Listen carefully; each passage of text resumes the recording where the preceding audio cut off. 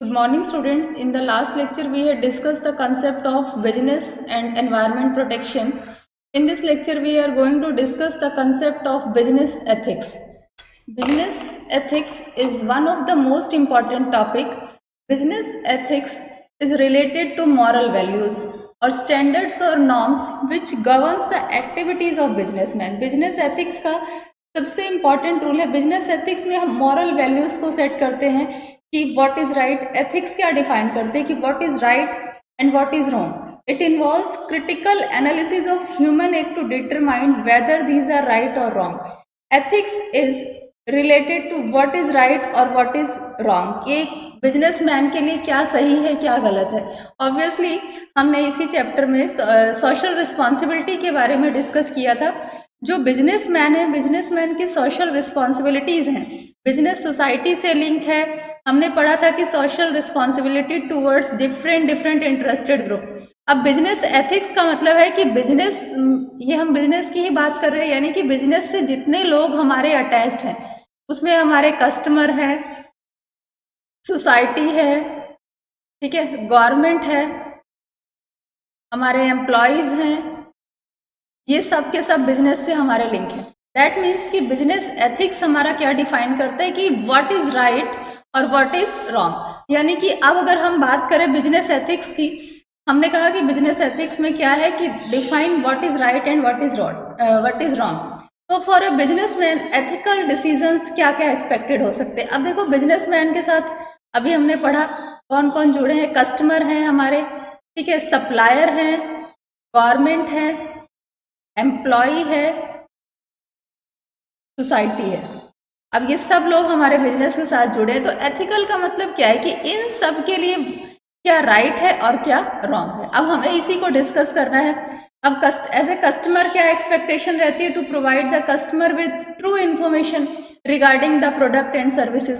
That means बिल्कुल exact information हो, किसी तरह की कोई भी फेक चीज़ें ना हो, फेक एडवर्टीजमेंट ना हो, ये सारी चीज़ों की एक्सपेक्टेशन रहती है।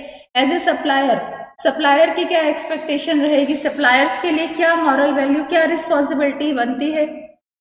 सप्लायर को हम ऑन टाइम पेमेंट करते रहें, उसको हम up to date information provide करते रहें, ठीक है ना। जो हमारे स्मॉल स्केल के जो सप्लायर हैं उनसे भी लिंक बना रहे हमारा। तो सप्लायर के लिए ये हमारा एथिकल, ये हमारी मॉरल वैल्यूज बनती है।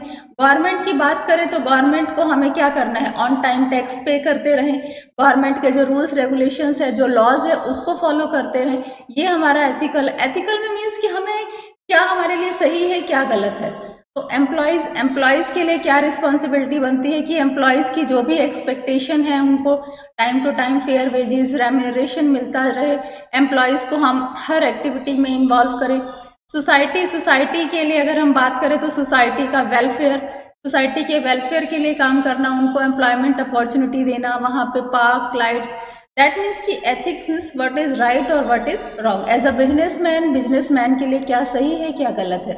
जैसे ब्लैक होर्डिंग है, एडल्ट्रेशन है, ये सारी चीज़ें बिजनेसमैन के लिए गलत है, तो that is wrong. Allowing the customer to make free choice, that means कि कस्टमर के पास अपनी बिल्कुल पूरा राइट है कि वो अपनी विश के अकॉर्डिंग प्रोडक्ट को परचेज कर सकता है। Providing quality products at reasonable price, this is the ethical decision expected from a businessman. तो ये हमारे कुछ एथिकल डिसीजंस हैं। Now ethics versus law. अब हमने एथिक्स में भी यही डिस्कस किया है कि व्हाट इज राइट और व्हाट इज रॉन्ग। हमने एथिक्स में यही डिस्कस किया क्या हमारे लिए सही, और सेम चीज़ें हमारी लॉ में भी होती हैं। जो एथिक्स है, ethics are above, ethics behaviour are above than the law.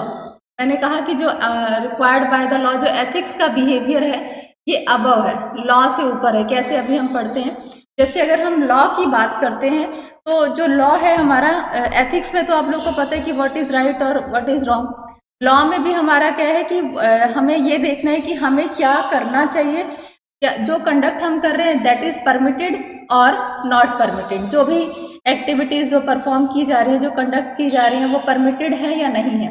अगर वो नहीं परमिटेड है तो लॉ के अंदर क्या है, पनिशमेंट का प्रोविजन है ना। अगर हम लॉ में गवर्नमेंट की जो चीज़ें नहीं परमिटेड हैं और अगर हम उसको फॉलो करते हैं तो क्या होता है, पनिशमेंट का जो प्रोविज़न है वो है। अगर हम एथिक्स की बात करें तो एथिक्स में भी वही है कि व्हाट इज़ राइट और what is wrong, what should be done और what should not be done. और एथिक्स में क्या है कि कुछ चीज़ें हमारी पनिशेबल है, जैसे फॉर एग्जांपल एडल्ट्रेशन है या ब्लैक होर्डिंग है। ठीक है, अगर हम एडल्ट्रेशन की बात करें या ब्लैक होर्डिंग है, अगर कोई भी बिजनेसमैन इस तरह से एक्टिविटी करता है तो वो पनिशेबल है।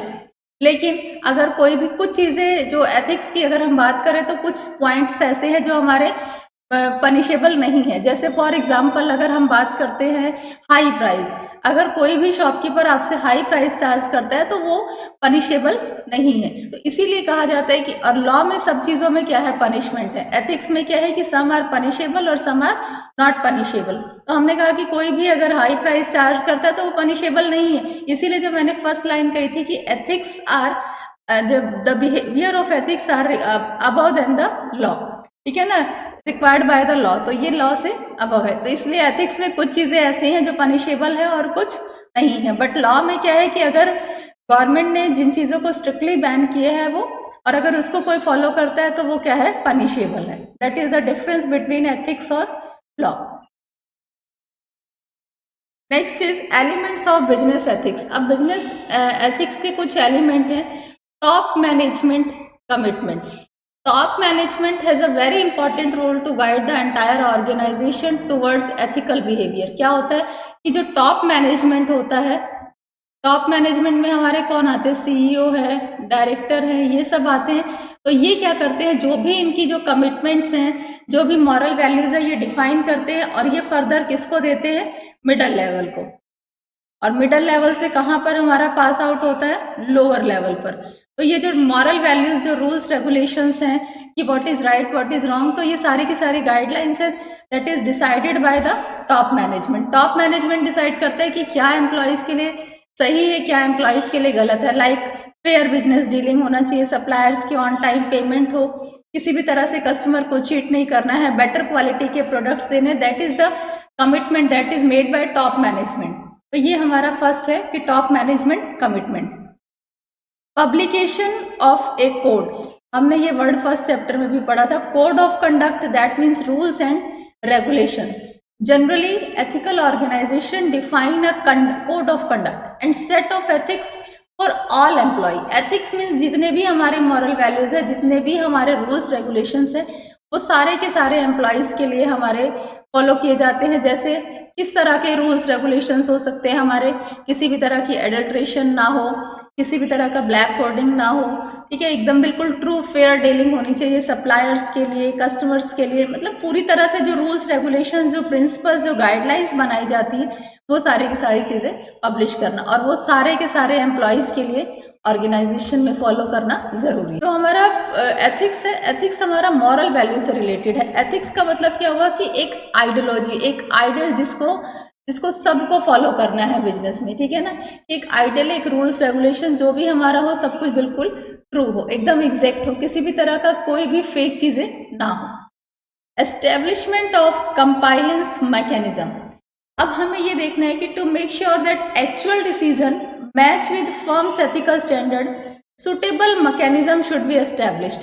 तो एक प्रॉपर क्राइटेरिया, एक प्रॉपर मेथड होना चाहिए। जब हम कहते हैं कि corporate ethics in training, selection, recruitment, वहीं से हमें अपने एथिक्स को फॉलो करना है। जब हम अपने एम्प्लॉयज़ को रिक्रूट कर रहे हैं, सेलेक्ट कर रहे हैं, ट्रेनिंग प्रोवाइड कर रहे हैं, तो हमें फ्रॉम वेरी बिगनिंग ही हमें देखना है कि ये जो हम एम्प्लॉयज़ रिक्रूट कर रहे हैं कि ये हमारी फर्म को जो रूल्स रेगुलेशंस है, मॉरल वैल्यूज़ है, उनको फॉलो कर पाएगा या नहीं कर पाएगा। और दूसरी चीज़, यहाँ पे हमारे पास एम्प्लॉयज़ जो है वो बिल्कुल फ्री टू रिपोर्ट, एकदम उनके पास फ्रीडम होना चाहिए कि वो इजीली रिपोर्ट कर सके अपना जो वर्क है, जो रूल्स रेगुलेशंस हैं, नेचर। अगर कोई भी अनएथिकल बिहेवियर आता है तो वो कुछ भी ऐसे अनएथिकल मैटर्स होते हैं तो उसके लिए वो रिपोर्ट कर सके। दैट मीन्स कि फुल फ्रीडम एम्प्लॉयज़ के पास होना चाहिए। और जो हमारा मैकेनिज्म है, जो मेथड ऑफ सिलेक्शन है, वो हमारा अच्छा होगा। दैट मीन्स कि हम स्टार्टिंग से ही अपने एम्प्लॉयज़ को जब रिक्रूट कर रहे हैं, सिलेक्शन कर रहे हैं, तो वहाँ से ही हम अपने बेटर एम्प्लॉयज़ को सेलेक्ट करेंगे। तो इस तरह की कंडीशन, अनएथिकल वाली कंडीशन ही क्रिएट नहीं होंगी। तो हमें इस चीज़ का भी ध्यान रखना है। Involving employees at all level. अब हमारी ऑर्गेनाइजेशन में सबसे ज़्यादा जो रोल होता है इम्पॉर्टेंट, वो किसका होता है? एम्प्लॉयज़ का। जब हम जो भी हम मॉरल वैल्यूज़ मीन्स क्या है, पॉलिसीज़ जो हम बना रहे हैं, वो पॉलिसीज़ हमारी किसके लिए हैं? एम्प्लॉयज़ के लिए हैं। एम्प्लॉयज़ से रिलेटेड है कि एम्प्लॉयज़ को क्या करना चाहिए, क्या नहीं करना चाहिए, what is right, what is wrong. तो जब हम इस तरह की पॉलिसीज़ को बना रहे हैं तो हमें अपने एम्प्लॉयज़ को भी इन्वॉल्व करना चाहिए। पॉलिसीज़ जब गाइडलाइंस बना रहे हैं तो एम्प्लॉयज़ को भी, स्मॉल ग्रुप ऑफ एम्प्लॉयज़ को इन्वॉल्व करना चाहिए। इससे क्या होता है कि हमें ये पता चल जाता है कि एम्प्लॉयज़ का क्या रिस्पॉन्ड है related to policy, related to rules और रेगुलेशंस। तो और अगर हम अपने एम्प्लॉयज़ को इन्वॉल्व करेंगे तो एम्प्लॉयज़ और मोटिवेट होंगे, फुल मोटिवेशन के साथ काम करेंगे, क्योंकि एम्प्लॉयज़ को हम हर जगह इन्वॉल्व कर रहे हैं। While making ethical programs and policies, employee must be involved because these have to be practices by them. Obviously ये employees को ही follow करना है, employees के लिए ही बन रहे हैं, तो हमें क्या करना है? अपने small groups में employees को involve करना है। इससे हमें क्या होता है? employees का behavior भी पता चल जाता है कि policy को लेके employees की क्या मतलब उसका क्या जो व्यू है पॉलिसी को लेके है। और एम्प्लॉयज़ को जब हम इन्वॉल्व करेंगे तो एम्प्लॉयज़ और फुल डेडिकेशन के साथ वर्क करेंगे और उन रूल्स रेगुलेशंस को स्ट्रिक्टली फॉलो भी करेंगे। नेक्स्ट हमारा है मेजरिंग रिजल्ट। अब रिजल्ट मेजर करना सबसे मेन वर्क है। रीज़न क्या है कि हमने एथिकल, दैट मीन्स कि कुछ स्टैंडर्ड सेट कर दिए हैं, ठीक है। अब हमने स्टैंडर्ड सेट किए हैं और जो एक्चुअल में जो एम्प्लॉयज़ की जो वर्किंग है, अब हमें क्या करना है? मेज़र करना है कि जो हमने स्टैंडर्ड सेट किया था, क्या एम्प्लॉय बिल्कुल वो जो स्टैंडर्ड सेट किया उसी के अकॉर्डिंग वर्क कर रहे हैं, नहीं कर रहे हैं, वेरीफाई करना। और अगर वो नहीं एथिकल स्टैंडर्ड्स को नहीं फॉलो कर रहे हैं तो क्या रीज़न है, क्यों नहीं फॉलो कर पा रहे, क्या रीज़न है, उस रीज़न को फाइंड आउट करना और सॉर्ट करना। मेजर रिजल्ट को मेजर करना बहुत ज़रूरी है। और ये हम एंड ऑफ रिजल्ट नहीं, ये नहीं कि जब हमारा वर्क खत्म हो गया तब, हम विद इन वर्क भी हम मेजर कर सकते हैं। इससे क्या होता है कि हमें अगर कोई भी किसी भी तरह की प्रॉब्लम है तो उसको हम सॉर्ट आउट कर सकते हैं। Although it is very difficult to measure the ethical result, obviously बहुत डिफिकल्ट है, but it must be verified and audited, then how far is being carried on according to ethical standard. हमें उसको audit करना है, हमें check करना है कि ये हमारे स्टैंडर्ड से कितना डिस्टेंस में है, क्यों नहीं हो पा रहा है, क्या रीज़न है। मेजर करना बहुत ज़रूरी है। अगर हम मेजर नहीं करेंगे तो वर्क हमारा एज इट इज चलता रहेगा, उसमें अगर कोई प्रॉब्लम है तो वो भी सॉर्ट आउट नहीं होगी। तो दिस इज द एथिक्स। तो एथिक्स और लॉ में डिफरेंस सबको बिल्कुल क्लियर होना चाहिए। एथिक्स में भी हम यही डिसाइड करते हैं कि व्हाट इज राइट और what is wrong, but ethics में क्या है कि सारी चीज़ें हमारी पनिशेबल नहीं है। और अगर हम अपने लॉ की बात करें तो लॉ में भी यही है कि व्हाट शुड बी परमिटेड और नॉट परमिटेड। बट लॉ के अंदर क्या है कि अगर हम गवर्नमेंट के रूल्स रेगुलेशंस को इग्नोर करते हैं तो that is punishable. Homework is totally based on the lecture business ethics. और इस लेक्चर के बाद एथिक्स तो सबको बिल्कुल क्लियर हो गया होगा कि ethics or moral values, difference between ethics and law और एलिमेंट्स ऑफ बिजनेस एथिक्स।